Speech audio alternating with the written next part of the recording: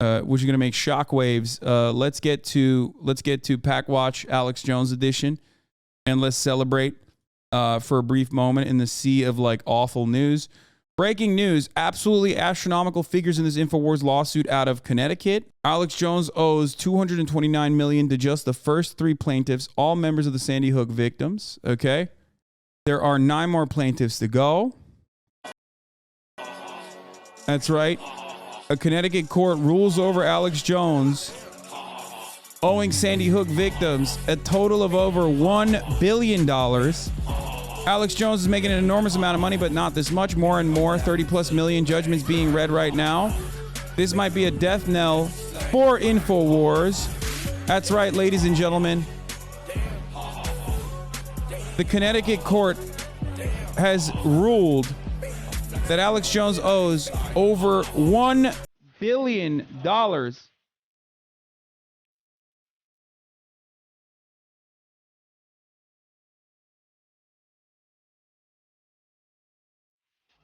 Back watch for Alex Jones. Don't know what's going to actually end up happening in this situation. It's $965 million, by the way. Who are you? Just a random idiot on the internet, my friend. Happy to receive you. Guarantee that money comes to the coffers of CIA banks that have been laundering cartel money to fund black ops. He wouldn't be so brazen in court if he was worried about losing this much money. He doesn't have that kind of money. So that's why he's like not worried about it, I think. Alex Jones was live reacting to his damages.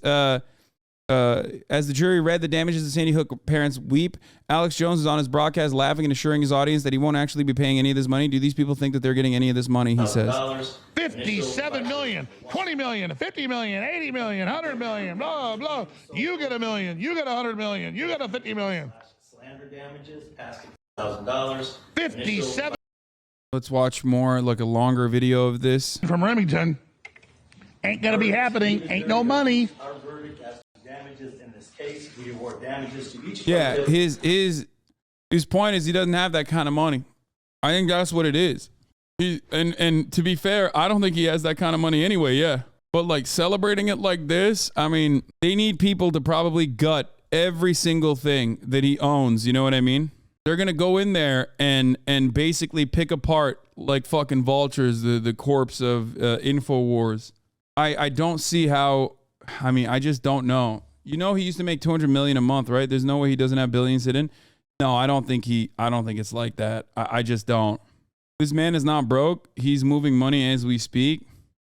I think a lot of people misunderstand that if you are in a position of power, if you have a lot of money, there are so many financial instruments that the American legal system will offer you for you to avoid such serious penalties. Think about the fucking Sackler family, you know what I mean? Like they were able to literally judge shop. Like even when you are someone who has no allies within the legal system, you're still wealthy. They will, you know, garnish your wages. They will fucking, they will basically force you to liquidate all your assets and stuff. But there are certainly things that he will be able to do.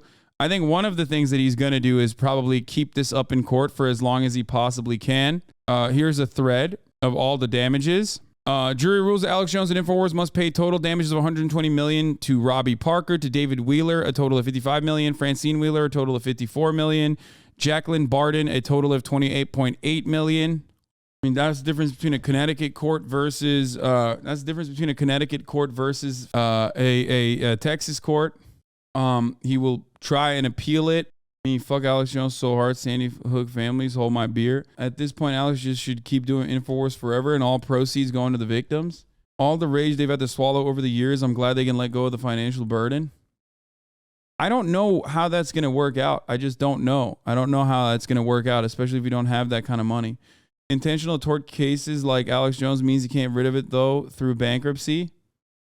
Even if they garnish his future wages, he has the capacity to just not work, I guess. He absolutely has that money. They're going to strip InfoWars for parts. I don't think InfoWars is an institution that's worth more than $1 billion. I don't think that that's the case. That's a lot of money. Okay? That's a lot of money. I think you're crazy. I don't think the point is to make him pay. It's to put stress on InfoWars until it shuts down. Yeah. Do you think this court case will actually stop him from getting on his soapbox? No. There are always methods, and we see some of the smaller versions of this within like Keemstar, right?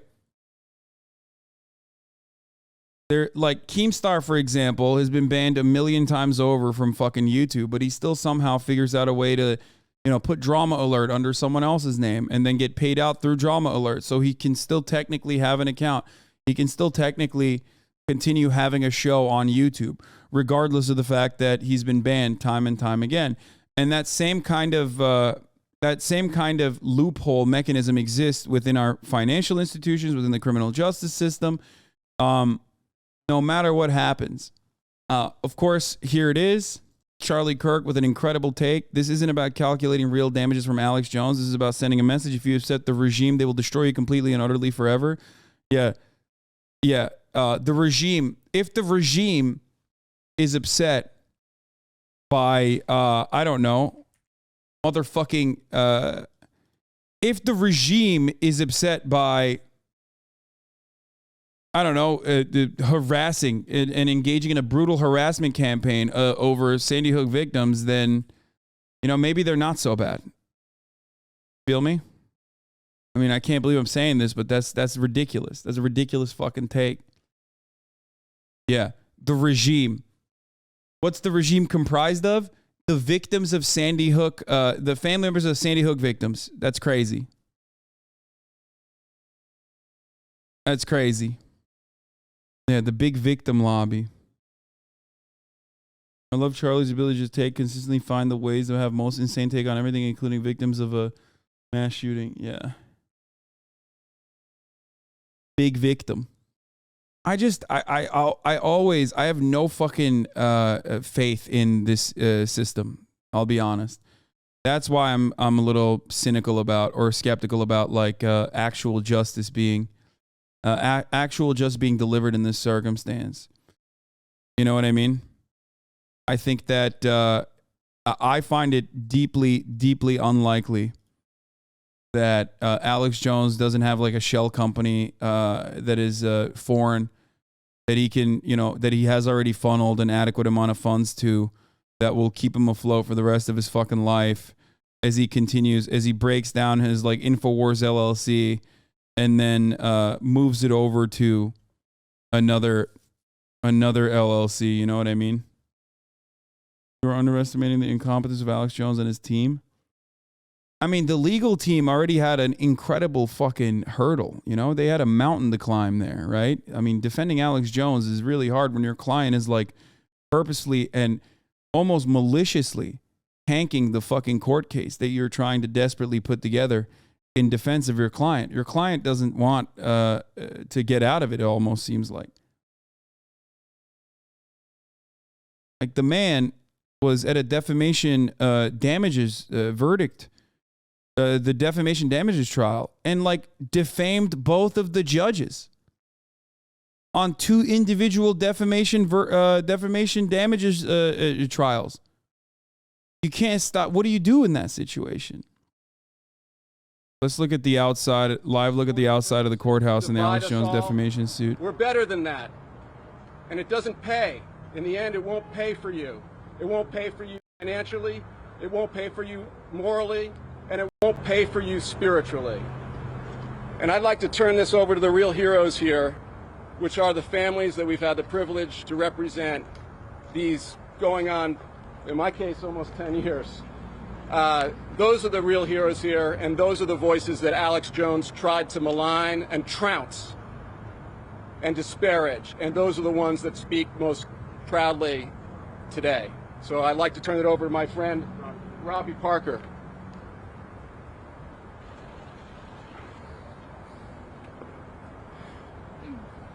I couldn't be more proud to stand here and with all of these people, and I really miss my wife and daughters right now. They can't be here with me, but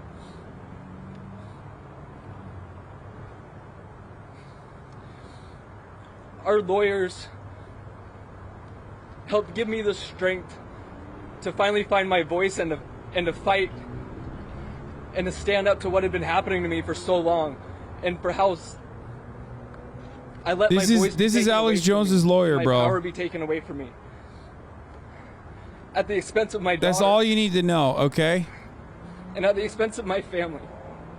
So I have to thank them for helping me get the strength, and the families that I've been associated with for 10 years through this tragedy are the most beautiful people you'll ever encounter, and their children and their moms and their wives are the most beautiful people you could ever get to know. All I can really say is that I'm just proud that what we were able to accomplish was just to simply tell the truth. And it shouldn't be this hard, and it shouldn't be this scary. I shouldn't have to worry about what my daughters are going to go through when I tell them that it's best that they just tell the truth. Because that's all we did. Every day in that courtroom, like, these dudes did nothing. And we told you the understand? Truth. Like, they're just straight victims. Everybody that took the stand, and they're perfect victims in the media sense as well. Like, they literally, their crime was to be in the crosshairs of Alex Jones because Alex Jones decided to do fucking conspiracy theories about how they were government-sponsored actors in a false flag operation where, like, Sandy Hook wasn't real. You know what I mean? Their crime was to be victims of this horrific, brutal mass shooting. It's nuts. This is the crisis actor who smiled when it happened. I mean, dude, this kind of brain rot is so permanent. We got motherfuckers in the chat, like in my chat of all goddamn places, that are still doing this sort of thing. They're still saying this sort of thing. Let's get to Alex Jones's lawyer real quick, though. I mean, that dude is just, I'm sorry, that dude is a brain rotted to the core. There is nothing you can do to that guy. I can't fix that guy. We look very much forward to an appeal in this case. Candidly, from start to finish, the fix was in this case. We disagree with the basis of the default. We disagree with the court's evidentiary rulings. In more than 200 trials in the course of my career, I've never seen a trial like this. We look. Yeah, you've also never had a client like this. You know what I'm saying? Here are some key moments from the defamation trial. Don't apologize to you. You're going to do it again. Objection, Judge. You have families in this courtroom here that lost children, sisters, wives, moms. Is this a struggle session? Are we in China? What? I've already said I'm sorry hundreds of times, and I've done so. I'm sorry. I didn't generate this. I wasn't the first person to say it. American gun owners didn't like being blamed for this, as the left did, so we rejected it mentally and said it must not be true. But I legitimately thought it might have been staged, and I stand by that, and I don't apologize for it. And don't apologize, Mr. Jones. Please don't apologize. No, I've already apologized to the parents over and over again. We know I don't apologize to you. Objection. Don't apologize to you. You're going to do it again. Objection, Judge.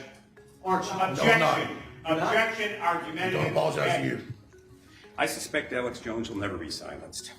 He's a mad prophet, warning of a dystopia to come. That's your lawyer, dog. This is my lawyer, dog. I'm going to jail, even though it's a defamation lawsuit. Okay?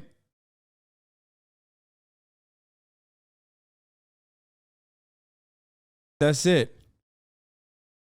His lawyer is in the fucking defamation suit. His lawyer is out there saying, Alex Jones is a mad prophet. He'll never stop. And then he's like, man, I've done a lot of court cases, never seen one like this before. Bro, you got a double ponytail going. Okay? No wonder. No wonder your client lost $1 billion fucking dollars, dude. Protagonist in Orwell's 1984 when everything was about information. And, oh! Fuck, I missed it. He said George Orwell. George Orwell and his Animal Factory, Animal Farm, Animal Crossing, 1987, brother.